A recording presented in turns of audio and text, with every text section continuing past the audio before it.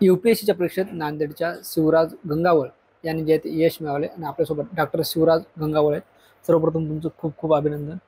मोठं यश तुम्ही मिळवलंय. काय पहिली प्रतिक्रिया? निश्चितपणे खूप आनंदाची फिलिंग आहे, की एक लहानपणापासून जे स्वप्न पाहिलं होतं, ते कुठेतरी प्रत्यक्षात होताना दिसतंय. आणि माझ्या स्वतःच्या स्वप्नाबरोबरच घरच्यांच्या किंवा मला ओळखणाऱ्या सर्वांच्या ज्या काही अपेक्षा होत्या, त्या अपेक्षांची पूर्तता मी करू शकलो, याच्याबद्दल निश्चितपणे अजूनच आनंद होत आहे.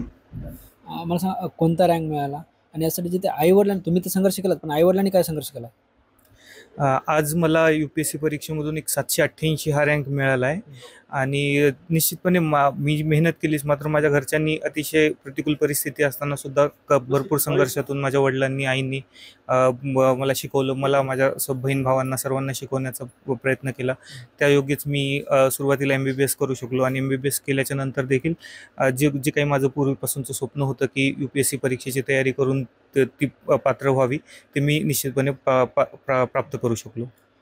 प्राथमिक शिक्षण कुठं झालं, माध्यमिक कुठं झालं आणि वैद्यकीय शिक्षण घेतल्यानंतर UPSCची तयारी कशी केली? माझं प्राथमिक आणि माध्यमिक शिक्षण नांदेडमध्येच प्रतिभानिकेतन हायस्कूल या ठिकाणी झालं. त्याच्यानंतर 11वी-12वी मी यशवंत महाविद्यालय नांदेड येथे केलं. आणि तत्पश्चात मी आपलं गव्हर्नमेंट मेडिकल कॉलेज कोल्हापूर या ठिकाणाहून माझं MBBS झालं. MBBS झाल्यानंतर मी वेगवेगळ्या ठिकाणी वैद्यकीय अधिकारी या पदावर कामसुद्धा केलेलं आहे आणि काम करतच त्याच्यासोबतच मी UPSC परीक्षेची तयारी करत राहिलो आणि आज UPSC परीक्षेमध्ये मी उत्तीर्ण झालो आहे. बरं, काय वाटतं UPSCचे ते अतिशय अवघड परीक्षा आहे. असंही म्हटलं जातं की सोशल मीडियापासून दूर राहिलं पाहिजे, जसं Facebook असेल, Insta असेल, WhatsApp. तुमचा काय अनुभव आहे? निश्चितपणे कुठलीही परीक्षा ज्यावेळेस आपण देतो त्यावेळेस जी काही वेगवेगळे प्रलोभने असतील किंवा वेगवेगळे जे डायव्हर्जन्स असतील लाईफमधले, त्यांच्यापासून दूर राहिलं तर आपण निश्चितपणे फोकस राहू शकू.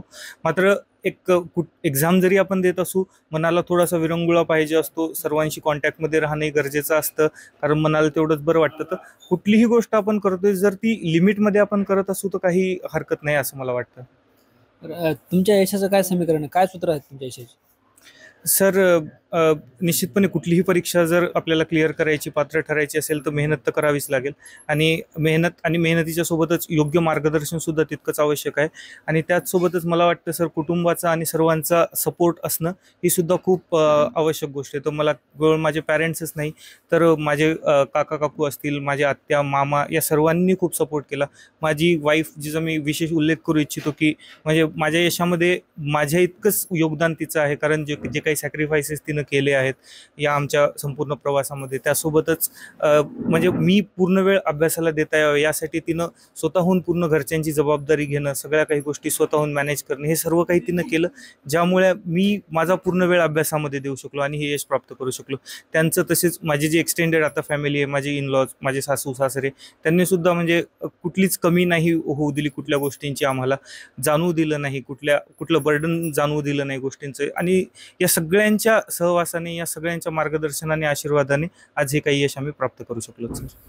जे विद्यार्थी आता MPSC तयारी करतात, UPSC तयारी करतात, त्यांना काय सल्ला असणार आहे? म्हणजे हार्डवर्क केलं पाहिजे की स्मार्ट वर्क केलं पाहिजे?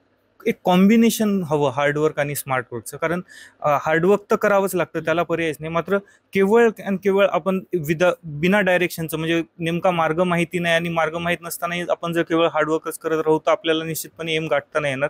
तर हार्डवर्कच्या जोडीला जेव्हा स्मार्ट वर्क असेल तेव्हाच यश आपल्याला प्राप्त होईल सर. अरे, तुम्ही डॉक्टर म्हणून कार्यरत होता, मग हे अभ्यास कसा केला? सर, मला वाटतं जर खरंच एखाद्या गोष्टीची जर मनापासून आपल्याला इच्छा असेल तर आपण त्याच्यासाठी वेळ आणि मार्ग काढू शकतो. तर जरी मी ॲज अ डॉक्टर म्हणून काम करत आहे आता प्राथमिक आरोग्य केंद्रामध्ये, किंवा त्याहूनही आधी मी काम करतच होतो, मात्र मनापासून त्या गोष्टीची इच्छा होती, जिद्द होती, त्याच्यामुळे मला वेळ मिळत गेला आणि मी त्यायोगे अभ्यास करत गेलो आणि आज हे यश प्राप्त करू शकलो. आता जे तुम्हाला यश मिळालं ते यश नक्कीच मोठं आहे, मात्र यावर तुम्ही समाधानी आहेत की पुन्हा तयारी करणार आहात? सर, निश्चितपणे मला असं वाटतं की एक UPSCची परीक्षा देणाऱ्या प्रत्येक मुलाचं स्वप्न असतं की जी सगळ्यात मोठी पोस्ट आहे, जी इंडियन ॲडमिनिस्ट्रेटिव्ह सर्व्हिस IAS हे मिळावं. आणि मला सुद्धा वाटतं की त्यायोगे समाजाची जास्त सेवा करणं, अधिक व्यापक प्रमाणात जास्तीत जास्त लोकांपर्यंत पोहोचणं शक्य होईल. तर मी निश्चितपणे प्रयत्न करेल की अजून मी माझी सर्व्हिस अपग्रेड करून घेईल, अजून मेहनत करेल आणि जे मला वाटतं की जे माझं एम आहे त्यापर्यंत पोहोचण्याचा मी निश्चितपणे प्रयत्न करेल.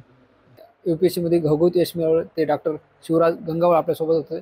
त्यांनी आपल्याशी संवाद साधलाय आणि यश यश मिळवताना स्मार्ट वर्क आणि हार्ड वर्क याचे जे आहे ते ताळमेळ घातला पाहिजे असा संदेश सुद्धा त्यांनी अभ्यास करू पाहणाऱ्या विद्यार्थ्यांना दिला आहे. ज्ञानेश्वर लोंढे, TV9 मराठी, नांदेड.